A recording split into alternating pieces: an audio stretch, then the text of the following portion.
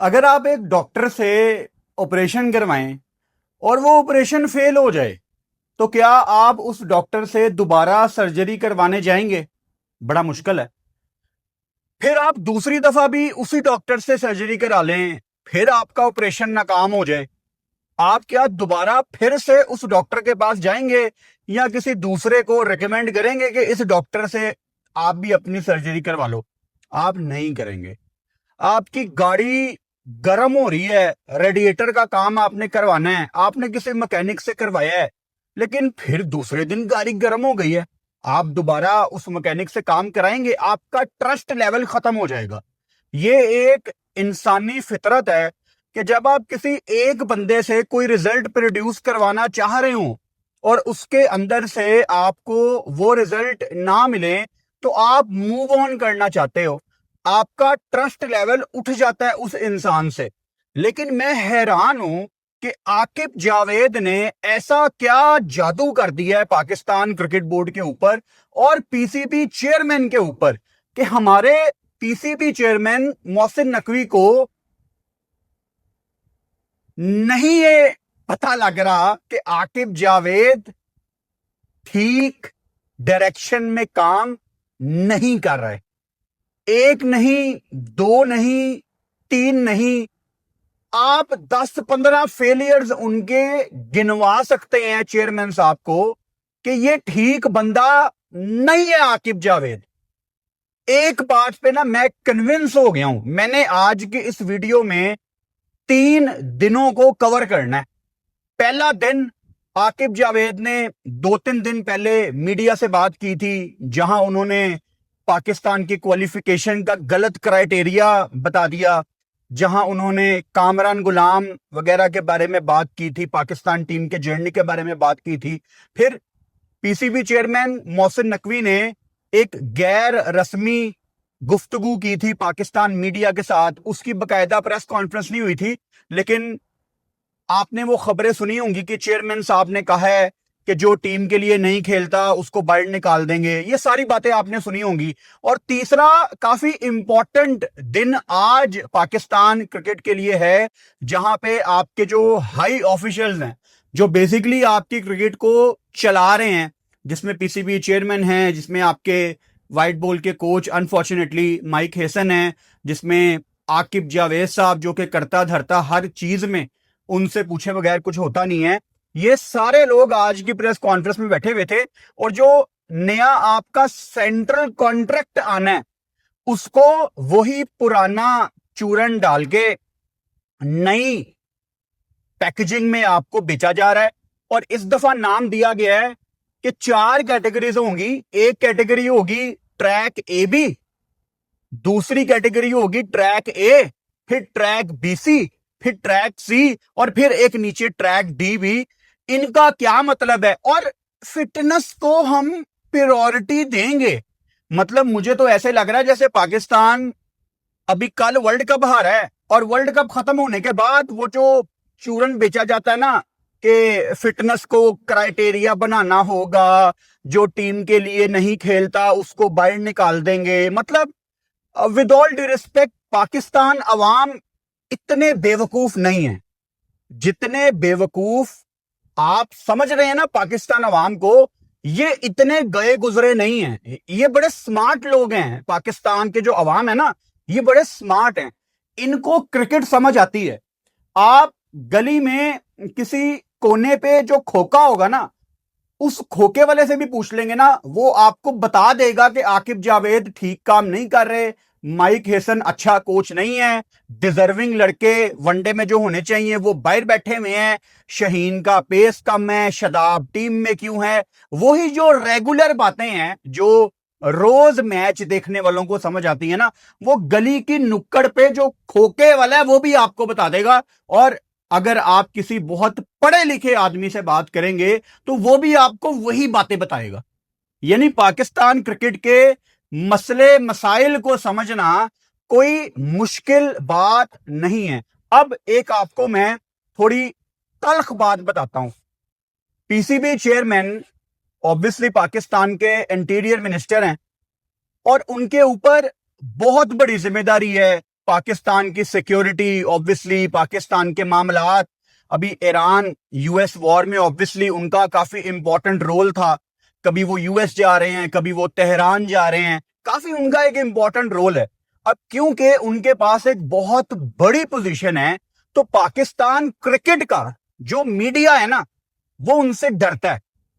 अच्छा, डरता मैं भी हूं ऑब्वियसली। एक इंसान की इतनी बड़ी पोजीशन है तो आपको बात करते हुए 100 दफा सोचना पड़ता है। मैं भी बड़ा सोच के बोलता हूं जब मैं मोहसिन नकवी के बारे में बात करता हूं। With all due respect, Mohsin Naqvi को मेरा दोबारा से एक पैगाम है कि अगर आप पाकिस्तान के इंटीरियर मिनिस्टर ना होते ना, तो इस टाइम पाकिस्तान क्रिकेट का जो मीडिया है वो आपको बहुत आड़े हाथों लेता। मोहसिन नकवी साहब, आप पाकिस्तान के इंटीरियर मिनिस्टर हैं, इसीलिए आपसे सख्त सवाल नहीं होते। आपकी जगह अगर कोई और इस टाइम क्रिकेट बोर्ड का चेयरमैन होता तो आप अंदाजा नहीं लगा सकते कि लोग इस टाइम जो आकिब जावेद को इतना ज्यादा क्रिटिसाइज करते हैं ना, सबसे ज्यादा अगर पाकिस्तान में कोई क्रिटिसाइज होता है तो वो पीसीबी का चेयरमैन होता है, चाहे वो कोई भी हो, क्योंकि वो रिस्पॉन्सिबल है।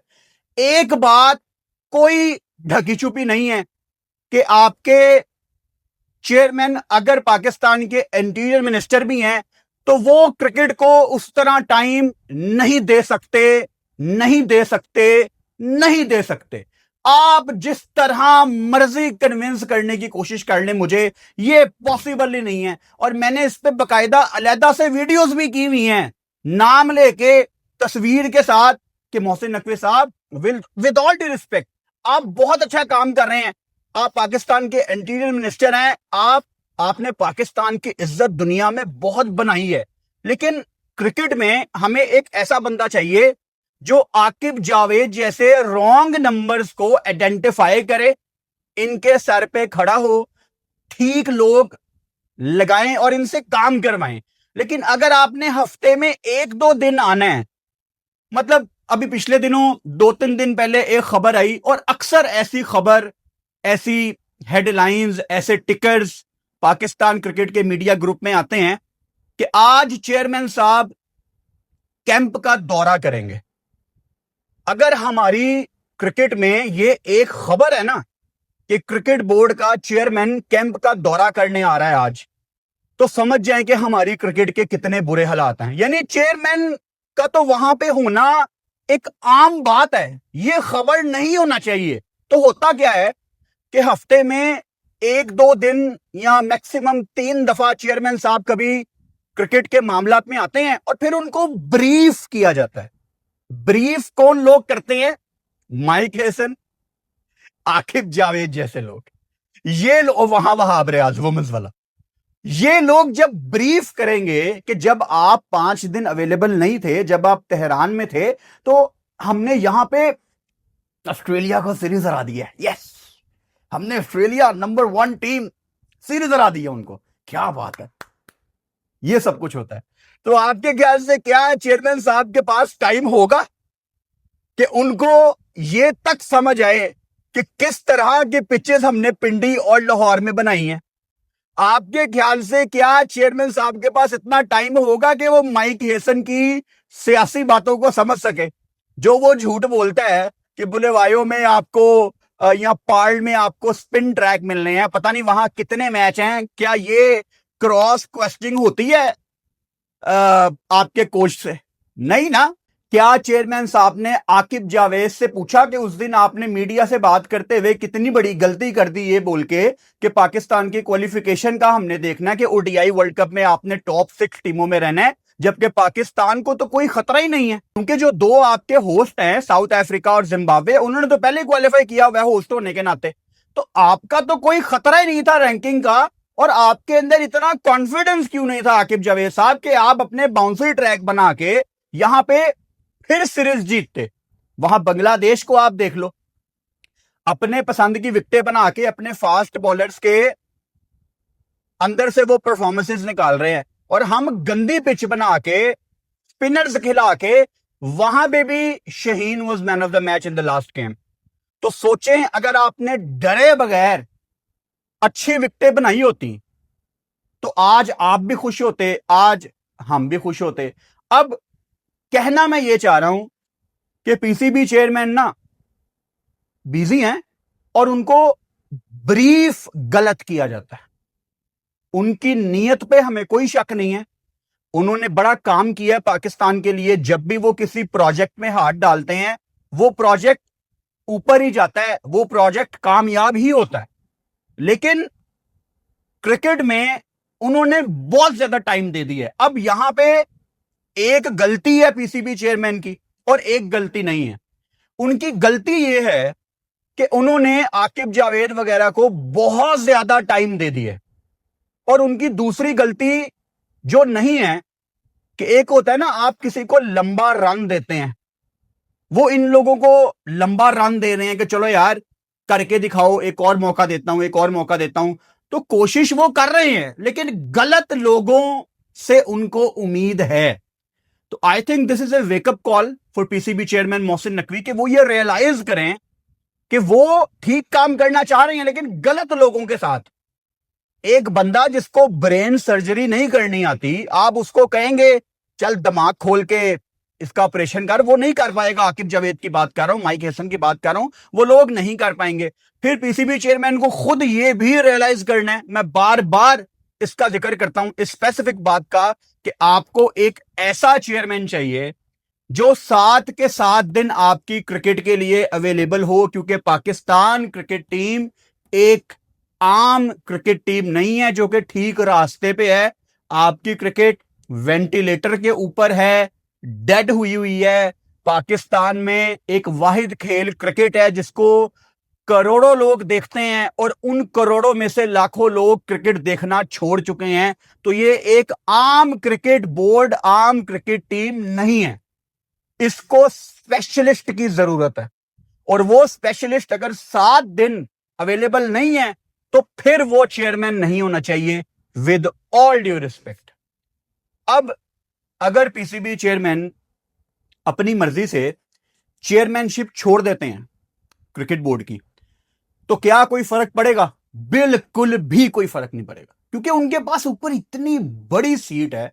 वो मतलब पाकिस्तान के जो 2-3 लोग हैं जो पूरे कंट्री को चला रहे हैं, जो रिस्पॉन्सिबल हैं, वो उनमें से एक हैं। और ये एक सच है, आप इसको बिल्कुल भी डिनाई नहीं कर सकते। मोहसिन नकवी आपकी कंट्री के जो टॉप 2-3 लोग हैं जो पूरे कंट्री को चला रहे हैं, वो उनमें से एक हैं। तो नकवी साहब, मैं पाकिस्तान क्रिकेट को बहुत प्यार करता हूं। एक दफा मेरी तरफ देखें, मेरे चेहरे में आपको 24-25 करोड़ पाकिस्तानी दिखने चाहिए। हमारे पास एक खेल है और वो बर्बाद कर रहे हैं आकिब जावेद, माइक हैसन जैसे लोग। प्लीज मैं आपसे रिक्वेस्ट करता हूं, आप किसी ऐसे बंदे को पीसीबी चेयरमैन लगा दें। अच्छा, चेयरमैन ने खुद ही चेयरमैन लगाना है, क्योंकि जो पावरफुल लोग होते हैं वो अपनी जगह खुद ही किसी को लगाते हैं। I can not change it, I can not help it. अब जो है वो यही है भाई। तो आप किसी ऐसे बंदे को चेयरमैन लगाएं जो 7 के 7 दिन अवेलेबल है, वो कर ले आपको आके बाद में रिपोर्ट के क्या चल रहा है। लेकिन फिलहाल ना चीजें ठीक नहीं है। अब क्रिकेट के मामलात के ऊपर आ जाते हैं भाई साहब। जो 4 कैटेगरीज आपके नए सेंट्रल कॉन्ट्रैक्ट में आएंगी ना, पहली कैटेगरी का नाम है ट्रैक ए बी। अब जो ट्रैक ए बी है ना, इसमें आपने कंफ्यूज नहीं होना। आप इस तरह समझ लो, एक कैटेगरी ए है, एक कैटेगरी बी है, एक सी है, एक डी है। आपको समझाने के लिए बोल रहा हूं। जो पहली कैटेगरी को इन्होंने नाम दिया वो ट्रैक ए बी है। आप इसको ऐसे समझ लो कि कैटेगरी ए, इसमें वो क्रिकेटर होंगे जो सिर्फ टेस्ट और वनडे खेलते हैं, और इन क्रिकेटर्स को हर लीग खेलने की इजाजत नहीं दी जाएगी, क्योंकि इनको सबसे ज्यादा पैसे दिया जाएगा बाकी जो आपकी कैटेगरीज हैं उनकी निस्बत। फिर जो दूसरी आपकी कैटेगरी है उसको नाम दिया गया है ट्रैक ए, और आगे लिखा गया है रेड बॉल स्पेशलिस्ट। यानी रेड बॉल को प्रायोरिटी पाकिस्तान क्रिकेट बोर्ड दे रहा है। यह सिर्फ एक झूठ है। कैसे झूठ है? T20 वर्ल्ड कप फिलहाल नहीं है, 2028 में T20 वर्ल्ड कप है, और आपने आगे 1.5-2 साल में टेस्ट क्रिकेट थोड़ी ज्यादा खेलनी है। मिसाल के तौर पे वहां ऑस्ट्रेलिया ने पाकिस्तान क्रिकेट बोर्ड से राब्ता किया हुआ है कि हम आपको अगले साल बुलाना चाहते हैं 3 टेस्ट मैचों के लिए, एक आपको हम बॉक्सिंग डे टेस्ट मैच भी देंगे। फिर on the other side England की भी बात चल रही है पाकिस्तान के साथ कि अगले 1-1.5 साल में हम आपको बुलाएंगे किसी सीजन में। अभी वो बातें चल रही हैं, कुछ फाइनल नहीं हुआ लेकिन हो जाएगा। इंग्लैंड आपको पता है किसी एशियन टीम को लाजमी बुलाती है किसी अपने सीजन के उस टाइम में, जो उनका मेन 1.5-2 महीने का सिलसिला होता है। वहां पे ऑब्वियसली उनकी गेट मनी और एशियन टीम्स की जो एक फैन फॉलोइंग है इंग्लैंड में, वो न्यूजीलैंड वगैरह की नहीं हो सकती। अभी जैसे न्यूजीलैंड ने पहला टेस्ट मैच खेला लॉर्ड्स में, डे 1 लॉर्ड्स में पांव रखने की जगह नहीं होती, फिर भी सीटें खाली थी। डे 2 में बहुत ही ज्यादा सीटें खाली थी। यही अगर पाकिस्तान, इंडिया, श्रीलंका, बांग्लादेश, इनमें से अगर कोई टीम जाए, बांग्लादेश तो खैर बहुत कम जाती है, आई होप कि उनको भी आगे इंग्लैंड बुलाए टेस्ट सीरीज वगैरह के लिए। सो जब ये कंट्रीज जाएंगे तो ज्यादा वहां पे सीटें फुल होती हैं, माहौल बनता है। और पाकिस्तान ने इंग्लैंड के साथ अगले एक आधे सीजन में कोई 4 टेस्ट मैच की सीरीज एक्सपेक्टेड है हमारी, 3 भी नहीं, 4 की सीरीज एक्सपेक्टेड है। ये जो आप इस साल जा रहे हैं ना, ये 3 टेस्ट मैच है, इसकी बात नहीं कर रहा मैं, इसके बाद तो वो भी इंग्लैंड ने आपसे राब्ता किया है। अभी ये बातें चल रही हैं, अभी ये फाइनल हो जाएगा एक आधे 1.5-2 महीने में। तो ये ऑस्ट्रेलिया ने आपसे राब्ता किया, इंग्लैंड ने आपसे राब्ता किया। वैसे भी आप अगले साल के शुरू में एक आधा टेस्ट मैच खेलने जा रहे हैं, वो बिल्कुल अलग है, उसको नहीं जोड़ना। जो आपने 1 ऑफ टेस्ट मैच खेलना है एशेज से पहले, वो अलग है, उसको इसमें कंबाइन ना करना। सो उन्होंने आपसे राब्ता किया। जब क्रिकेट बोर्ड आकिब जावेद साहब ने ये चीजें देखी होंगी, चलो यार आगे हमने मजीद टेस्ट क्रिकेट खेलनी है, तो जरा अंदर से मवाद वही और पैकेट नया करके बेचते हैं कि जी वो हम टेस्ट क्रिकेट को प्रायोरिटी दे रहे हैं। देखें ट्रैक ए में हमने ये दूसरे नंबर की कैटेगरी है, इसमें रेड बॉल स्पेशलिस्ट हमने डाल दी है, जबकि इसमें आपका कोई कमाल नहीं है, क्योंकि आपने तो अपने लिए इस साइकिल में कोई चुग्गे से 13 टेस्ट मैच रखे थे और जिम्बाब्वे 12 खेल रहा था, जो WTC का हिस्सा भी नहीं थे। आप तो किसी से टेस्ट मैच फाइनल करने जाएं तो कोई आपको 2 से ज्यादा टेस्ट मैच नहीं देता। मतलब आपकी तो हैसियत ही क्या है ऐसे क्रिकेट बोर्ड, मुझे बताएं, आपकी बात मानता कौन है? कोई 3 टेस्ट मैच आपसे खेलने के लिए यहां पे रेडी नहीं है। अच्छा, उसके बाद जो अगली कैटेगरी है वो कैटेगरी BC है। कैटेगरी BC में व्हाइट बॉल आगे मेंशन किया गया है, यानी ODI और T20, और हमें बकायदा ये ब्रीफ किया गया है ऑफिशियली पाकिस्तान क्रिकेट बोर्ड की तरफ से कि ये जो कैटेगरी है, कैटेगरी BC, ये आपकी वो कैटेगरी होगी जिसमें सबसे ज्यादा प्लेयर्स आएंगे, जो ऑब्वियसली आगे आपकी ODI और T20 को लेके चलेंगे। अब इंटरेस्टिंग बात सुनो, जो कैटेगरी C है, चौथी कैटेगरी, उसके आगे लिखा हुआ है T20 international and franchise cricket specialist. चले जी, अब आप रेडी हो जाएं, जो आप फैंस के साथ आगे होने वाला है। ऑफिशियली पाकिस्तान क्रिकेट बोर्ड ने अपने सेंट्रल कॉन्ट्रैक्ट की एक कैटेगरी का नाम रखा है track C, T20 international and franchise specialist. यानी इस कैटेगरी में राउफ आ सकता है, प्रोबेबली शादाब आ सकता है, वो क्रिकेटर जो ज्यादा लीग क्रिकेट खेलना चाहते हैं और क्रिकेट बोर्ड का कोई बहुत ज्यादा कंट्रोल उनके ऊपर नहीं होगा। यानी इस कैटेगरी की जो डिटेल्स हैं वो आने वाले दिनों में हमें पता लगेंगी। क्या पता ये एक ऐसी कैटेगरी हो जिसमें आपको साल में 4 लीग्स अलाउ हो। अब जैसे न्यूजीलैंड ने ट्रेंट बोल्ट के साथ क्या किया था जब वो खेल रहे थे, कि उनको लीग क्रिकेट खेलना अलाउ होती थी, लेकिन जब उनको जरूरत पड़ती थी न्यूजीलैंड को, वो उनको बुला लेते थे। तो कुछ इसी तरह का मुझे यहां पे भी सिलसिला नजर आ रहा है। अब अभी इंटरेस्टिंग पार्ट आना है, अभी इंटरेस्टिंग पार्ट आना है, जरा सब्र करो। और उसके बाद जो आपकी कैटेगरी D है, वो ऑब्वियसली डेवलपमेंट एंड NCA, जो आपके अपकमिंग प्लेयर है, उनको भी कुछ पैसे दिए जाएंगे। और ये कोई पहली दफा नहीं है, ये 2013-14 में जब मैंने इंटरव्यू किया था इमामुल हक का, बाबर आजम का, उस्मान कादिर का, ये जो आपके सारे क्रिकेटर थे ना, इनको उस जमाने में भी ना कोई, आई थिंक, मुझे अब एग्जैक्ट फिगर याद नहीं है, एक प्लेयर ने मुझे बताया था कोई 80-90 हजार रुपया 2013-14 में पाकिस्तान क्रिकेट बोर्ड देता था। 2013-14 में एक 19-20 साल के लड़के को 80-90 हजार रुपया देना उसकी फूड के लिए काफी ज्यादा पैसे होते थे। ये 2013-14 की मैं बात कर रहा हूं। अगर आपने अपनी प्रोटीन का ख्याल रखना है, जो कि इमामुल हक काफी ज्यादा रखते हैं, वो कहते हैं ना इमाम काफी दफा कि प्रोटीन आपको पूरा लेना है, मतलब अगर आपको अपनी डाइट का ख्याल रखना है, आपने अपने कोई प्रोटीन शेक खरीदने हैं, आपने चिकन बेस अपनी डाइट करनी है, कोई बीफ आपने अपने लिए खरीदना है, कोई कीमा खरीदना है, तो जाहिर बात है भाई प्रैक्टिकली पैसे चाहिए ने तो। अगर क्रिकेट बोर्ड उन प्लेयर्स को 2013-14 में भी पैसे दे रहा था जो आपके अपकमिंग प्लेयर है अंडर 19 वाले, तो ये कोई पहली दफा नहीं हो रहा, ये पहले भी हम कर चुके हैं। अच्छा, अभी इंटरेस्टिंग पार्ट सुनो। क्रिकेट बोर्ड ये कहता है कि ये जो सेंट्रल कॉन्ट्रैक्ट है ना, जिसमें A, B, C, कैटेगरीज हैं, ये सेंट्रल कॉन्ट्रैक्ट सिर्फ उसको मिलेगा जो हमारा मेडिकल और फिटनेस क्लियर करेगा। यानी शाहीन टीम से बाहर है, यानी शदाब बाहर है। अच्छा, शदाब क्यों बाहर है? आगे लिखा हुआ है डोमेस्टिक पार्टिसिपेशन। ये सेंट्रल कॉन्ट्रैक्ट सिर्फ उनको मिलेगा जो डोमेस्टिक को प्रायोरिटी देते हैं। यानी शदाब खान अल्लाह हाफिज, हारिस राउफ अल्लाह हाफिज, वो खानापुरी के लिए जो 2-2 मैच खेल के लीग खेलने चले जाते हैं। मतलब क्या ऐसा हो सकता है कि शदाब खान टीम से बाहर हो जाए? नहीं होगा ना। आप कल अपनी टीम अनाउंस करें T20 की या वनडे की, शदाब खान आपकी टीम का हिस्सा होगा। तो ये क्या ड्रामेबाजी है कि डोमेस्टिक में जो हिस्सा लेगा? मैंने आपको बताया था कि शदाब खान डोमेस्टिक छोड़ के बिग बैश खेलने चला गया था 14 दिन पहले, जब वो 4 मैच खेल सकता था। याद है ना मेरी वीडियोस बिग बैश से पहले? उस मामले को मैंने हाईलाइट किया था। तो क्या आप शदाब को बाहर करेंगे अब टीम से? सवाल ही पैदा नहीं होता।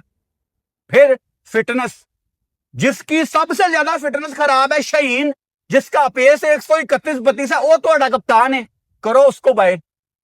मैं मान जाऊंगा आकिब जावेद साहब को। आप लोगों ने कहा है ना कि मेडिकल फिटनेस हम टेस्ट करेंगे, डोमेस्टिक की परफॉर्मेंस और ये सब होगा तो सेंट्रल कॉन्ट्रैक्ट, चलो करो भाई, शाहीन को बाहर करो, शदाब को बाहर करो, मैं फिर मानूंगा कि चलो यार आप लोग सीरियस हो, कोई इस तरह के हमें चेंजेस करके दिखाओ। अगर तो ये दोनों टीम में होंगे जो कि 100% होंगे, तो फिर ये जो तलवार है ना, वो चलेगी कामरान गुलाम पे, वो चलेगी आकिफ जावेद पे, वो इरफान खान न्याजी पे चल जाएगी, वो इन बादशाहों पे नहीं चलेगी। ये जो करता धरता है ना, जो प्रूवन फेलियर्स हैं, ये रूल्स उनके लिए नहीं है, ये मेंशन कर देते यार, क्योंकि एक कड़वा सच चाहिए।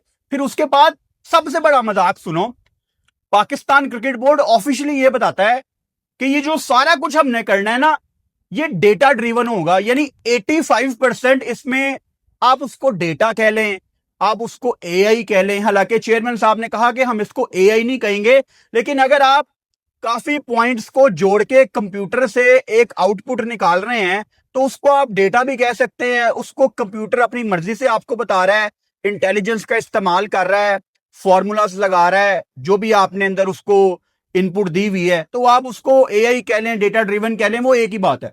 85% का वर्ड यूज किया गया ऑफिशियली पाकिस्तान क्रिकेट बोर्ड की तरफ से कि 85% इसमें जो रोल होगा, किसको कौन सा कॉन्ट्रैक्ट मिलना है, किसकी क्या परफॉर्मेंस है, वो डेटा डिसाइड करेगा, एआई डिसाइड करेगी। With all due respect, India इस टाइम दुनिया की, आप नंबर 1 टीम उनको कह लें, नंबर 2 टीम कह लें, कोई फर्क नहीं पड़ता, they are the top team. Australia, आप उनको नंबर 1 टीम कह लें, नंबर 2 टीम कह लें, they are a top side as well. India Australia को हम एक सैंपल साइज बना लेते हैं, क्या वो डेटा एआई के ऊपर चलते हैं? जवाब है नहीं। वो किस चीज के ऊपर चलते हैं? वो चलते हैं ह्यूमन आई के ऊपर, जिसके ऊपर हम भी चलते थे। मिसाल के तौर पे आपने माजी में कितने प्लेयर्स देखे हैं, कितने ज्यादा प्लेयर्स देखे हैं जो टैलेंट के ऊपर पाकिस्तान से बहुत लंबा खेल गए, क्योंकि उनको किसी ने देखा था कि यार इसके अंदर बहुत टैलेंट है। मिसाल के तौर पे द ग्रेट इमरान खान ने आपको इंजमामुल हक दे दिए, द ग्रेट इमरान खान ने आपको वसीम अकरम दे दिए। ये 2 वो क्रिकेटर हैं जो आपकी क्रिकेट हिस्ट्री में आप 100 साल के बाद भी पाकिस्तान की क्रिकेट हिस्ट्री लिखेंगे ना, तो इंजी और वसीम अकरम के बगैर आपकी बात शुरू नहीं होगी। और ये दो प्लेयर्स कहां से आए थे? ह्यूमन आई से। आज भी जब आप किसी प्लेयर को लाना चाहते हैं तो आप क्या वहां पे कंप्यूटर में देखते हैं कि इसकी क्या परफॉर्मेंस है? आप ह्यूमन आई देखते हैं। मिसाल के तौर पे इस्लामाबाद यूनाइटेड ने शादाब खान को, मेरा ख्याल है किसी रमजान टूर्नामेंट में देखा था शायद, वो इस्लामाबाद यूनाइटेड में आए और शादाब एक पाकिस्तान टीम का बड़ा वैल्यूएबल लेग स्पिनर था। वो तो उसकी नलायकी है ना कि उसने बाद में अपना ध्यान चेंज कर लिया। बट एक आपको एग्जांपल दे रहा हूं कि लड़के आज की जनरेशन में भी ना ह्यूमन आई से आइडेंटिफाई होते हैं। पाकिस्तान एक वो कंट्री है जहां पे हमने एक नहीं, दो नहीं, तीन नहीं, 10 नहीं, 50 नहीं, 70 नहीं, 80 नहीं, हमने 250-300-400 टेस्ट और ओडीआई के मिला के कुछ बड़े क्रिकेटर्स पैदा किए हैं। और जब मैं बड़े क्रिकेटर्स कह रहा हूं तो बड़े क्रिकेटर सिर्फ वो नहीं होते जो पाकिस्तान खेल जाते हैं। कुछ शहजादे क्रिकेटर वो भी हमारे रहे हैं माजी में, जो कोई बहुत ज्यादा पाकिस्तान नहीं खेल सके, लेकिन डोमेस्टिक में भी आप अगर उनके पास बैठ जाएं नीचे तो वो आपको इतना कुछ सिखाते हैं कि आप कहते हैं अच्छा यार ये मैं करूंगा तो मेरी गेम ठीक हो जाएगी।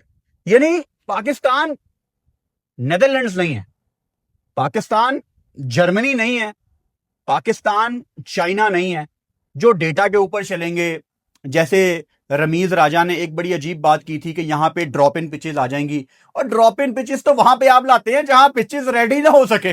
पाकिस्तान में जरूरत नहीं थी ड्रॉप इन पिचेस की, तो पाकिस्तान में तो आपको यहां पे इतने क्रिकेटर्स मिल जाएंगे जो आपकी क्रिकेट को राहे रास्त पे ला सकते हैं। यूनुस खान जैसे क्रिकेटर्स, सख्त लोग जो कभी गलत बात बर्दाश्त नहीं करेंगे, जो किसी का फोन नहीं सुनेंगे। अगर आकिब जावेद फोन कर रहा है कि ये दो बंदे मेरे होने चाहिए प्लेइंग 11 में, तो वो नहीं मानेगा बात, वो अपना बस्ता उठाएगा यूनुस खान और घर चला जाएगा। मिसाल के तौर पे राशिद लतीफ जैसे लोग, राशिद लतीफ भी काफी अच्छा काम कर सकते हैं पाकिस्तान क्रिकेट बोर्ड में, बशर्त ये कि उनको खुल के काम करने दिया जाए। वो लोग जो गलत बात बर्दाश्त नहीं करेंगे, तो ऐसे लोगों को आप लाएं, आपको डेटा की जरूरत नहीं पड़ेगी। डेटा की जरूरत उनको पड़ती है जो नई नई क्रिकेट नेशंस होती हैं। आपको डेटा की जरूरत नहीं है। I am not against data, but अभी जो हमारे मसले मसाइल हैं पाकिस्तान क्रिकेट में, वो डेटा को इंप्लीमेंट करके ठीक नहीं होने भाई। वो गलत लोगों को पहले आपको बाहर निकालना पड़ेगा, जैसे माइक हेसन है, जैसे आकिब जावेद है, फिर बात की जाएगी। अगर आप इन लोगों से ठीक चीज भी अप्लाई कराने की कोशिश करेंगे ना, we don't trust them. I don't trust Aaqib Javed, I don't trust Aaqib Javed, ये तो मैंने बोल दिया है। I don't trust Mike Hesson, मुझे इन लोगों पे ट्रस्ट नहीं है। अच्छा, एक बात मैं आपको पहले बताऊंगा, फिर अगली बात पे आऊंगा। आकिब जावेद ने जो 2 दिन पहले मीडिया से बात की, उसमें उन्होंने कामरान गुलाम के बारे में एक बहुत गलत बात बोल दी कि देखें ठीक है कामरान गुलाम पाकिस्तान टीम में आया था, डिसेंट प्लेयर था। ये एग्जैक्ट वर्ड्स हैं आकिब जावेद के, कि फिर आपको देखना होता है कि आपके साथ कौन चल सकता है। इस बात का क्या मतलब है आकिब जावेद साहब? मतलब मैंने पिछली वीडियो में भी आपको बताया था कि आकिब जावेद जिस तरह से क्रिकेट बोर्ड को चला रहे हैं ना, इसकी इन्वेस्टिगेशन होनी चाहिए। क्योंकि कामरान गुलाम बाबर आजम की रिप्लेसमेंट बन के टीम में आया था, और उसने आके टेस्ट में भी 100 किया था, वनडे में भी 100 किया था। जहां आपने ओडीआई वर्ल्ड कप के अपने ज्यादा मैचेस खेलने हैं, उसका वहां पे एक मैन ऑफ द मैच भी है। उसने नीचे से आके तेज 50 भी किया था जब आपने उसको डाउन द ऑर्डर फेंका। कामरान गुलाम इस टाइम पाकिस्तान टीम से बाहर नहीं बनता था। तो चेयरमैन साहब ने क्या ये सख्त सवालात आकिब जावेद साहब से पूछे हैं? अगेन, चेयरमैन का काम नहीं है कि वो ये छोटी छोटी बातों में अमल दखल करे, बट मैंने जैसे आपको बताया ना कि पाकिस्तान क्रिकेट बोर्ड को इस टाइम चलाने के लिए आपको इन्वॉल्वमेंट करनी पड़ेगी, क्योंकि जब कोई पेशेंट आ जाता है ना वेंटिलेटर के ऊपर, उसको स्पेशल ट्रीटमेंट चाहिए होता है। आप उसको एक आम मरीज की तरह ट्रीट नहीं कर सकते। You can not treat Pakistan cricket कि चलो यार मतलब रेगुलर कभी आके इनसे पूछ लिया कि हाँ बेटा कैसा काम चल रहा है, सिलेक्शन कैसी चल रही है, ऐसा नहीं हो सकता। आपको अमल दखल करना पड़ेगा, आपको पूछताछ करनी पड़ेगी, आपको हर चीज में इंटरफेयर करना पड़ेगा। अच्छा, अब क्रिकेट का ना एक असूल है और दुनिया की तमाम टीमें इस पे अमल करती हैं। जब आपका कोई एक प्लेयर टीम से बाहर होने वाला होता है ना, या उसकी परफॉर्मेंस खराब होती है, आप उसके बैकअप पे एक प्लेयर खड़ा कर देते हैं।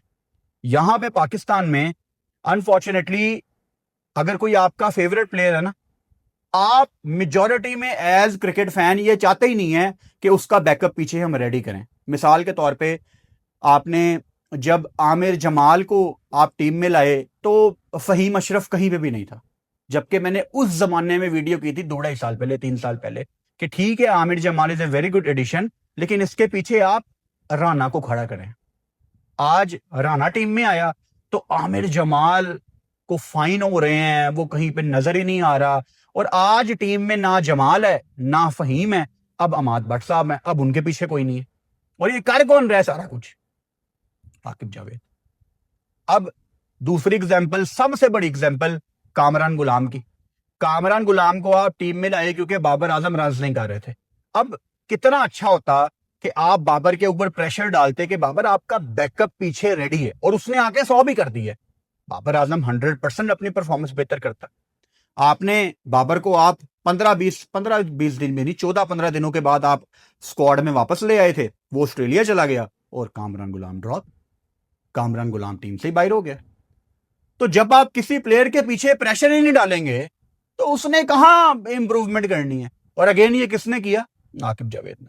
आप जितने मर्जी मसले पाकिस्तान क्रिकेट बोर्ड के देख लें, उसके पीछे जो जड़ होगी वो आकिब जावेद होगी। और ये कोई किसी से ढकी छुपी बात नहीं है, ये वो बातें नहीं है जो मैं अपने आप से बना रहा हूं, ये सच है पाकिस्तान क्रिकेट का। और इसमें कोई मेरा किसी किस्म का ओपिनियन शामिल नहीं है भाई। कोई पूछे माइक हेसन से कि आपने ये किस तरह कह दिया था कि पाकिस्तान को स्पिन विकेटें मिलेंगी ओडीआई वर्ल्ड कप में, आपके 90% मैचेस, बल्कि 95% मैचेस आपके साउथ अफ्रीका में। कोई उनसे पूछे किसने कह दिया था आपको कि पार्ल में पाकिस्तान के 2-3 मैच है जहां थोड़ा सा शायद एक आधा कोई बॉल स्पिन हो जाएगा, लेकिन लो कभी भी नहीं रहेगा। कोई पूछे इनसे कि बुलेवायो में आपकी कितनी गेम्स हैं, कोई पूछे इनसे, अगर जवाब मिले तो भाई मुझे बता देना।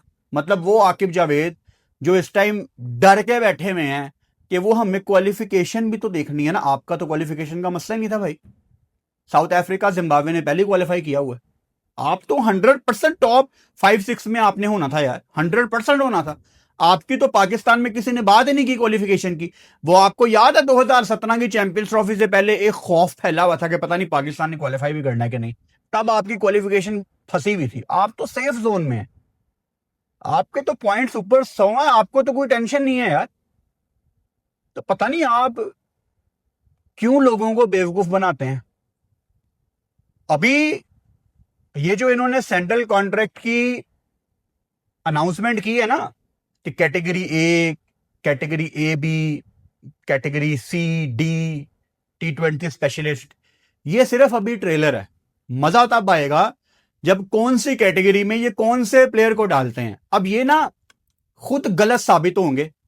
इन्होंने खुद कहा है पाकिस्तान क्रिकेट बोर्ड ने ऑफिशियली कि ये सेंट्रल कॉन्ट्रैक्ट सिर्फ उन लोगों को दिया जाएगा जो फिटनेस पे पूरा उतरेंगे, जो डोमेस्टिक खेलते हैं।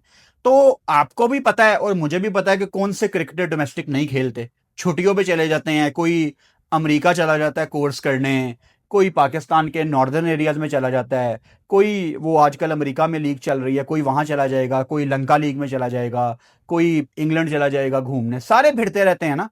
तो जब ये कॉन्ट्रैक्ट अनाउंस करेंगे सेंट्रल कॉन्ट्रैक्ट, तो फिर मजा आएगा कि आप अपनी बात पे पूरा उतरेंगे नहीं।